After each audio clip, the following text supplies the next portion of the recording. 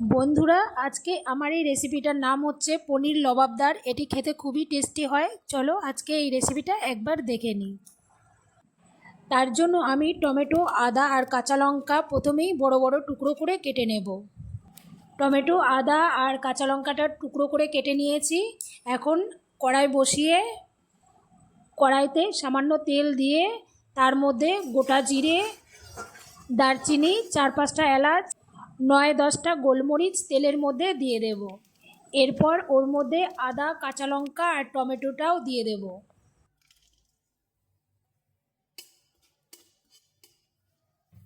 আদা, কাঁচা লঙ্কা আর টমেটো দেওয়া হয়ে গেলে এর মধ্যে 10-12টার মতো কাজু দিয়ে দেব।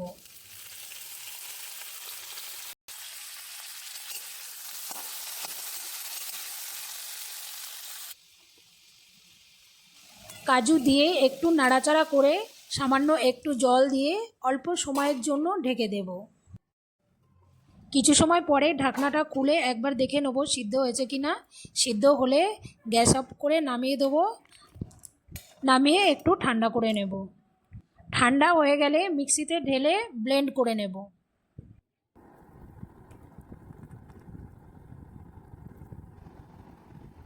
ব্লেন্ড করে নিলাম। এরপর গ্যাসে কড়াই বসিয়ে কড়াই গরম হলে কড়াইতে 2 স্পুন বাটার দিয়ে দেবো।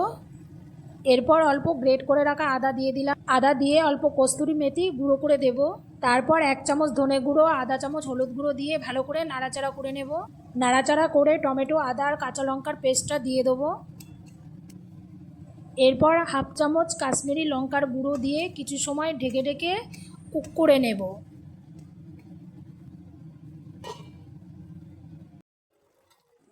দুই মিনিট কুক করার পরে অল্প ফ্রেশ ক্রিম দিয়ে দেব।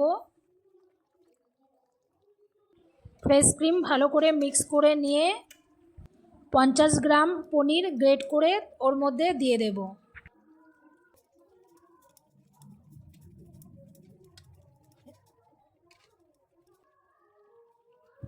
পনির দিয়ে ভালো করে মিশিয়ে নেওয়ার পরে একটু আন্দাজ মতো নুন দিয়ে দেব।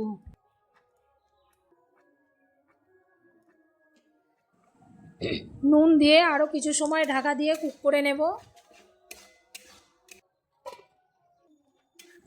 আরও 2-3 মিনিট কুক করার পরে এর মধ্যে সামান্য জল দিয়ে দেব।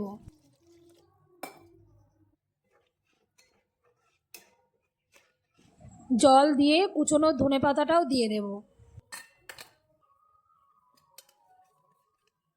ধনেপাতা দেওয়া হলে আরও 2-3 মিনিট কুক হতে থাক। ততক্ষণ আমি পনিরটা পিস পিস করে নিই। পনিরগুলো পিস পিস করে নিয়েছি।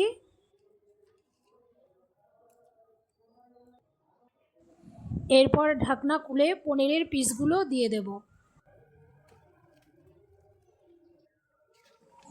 এরপর আধা চামচ চিনি দিয়ে দেবো। চিনিটা দিলে এর স্বাদটা আরও বেড়ে যায়।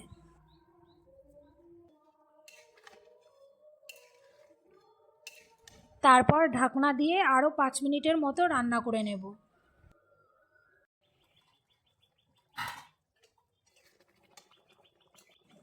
রান্নাটা হয়ে গেছে।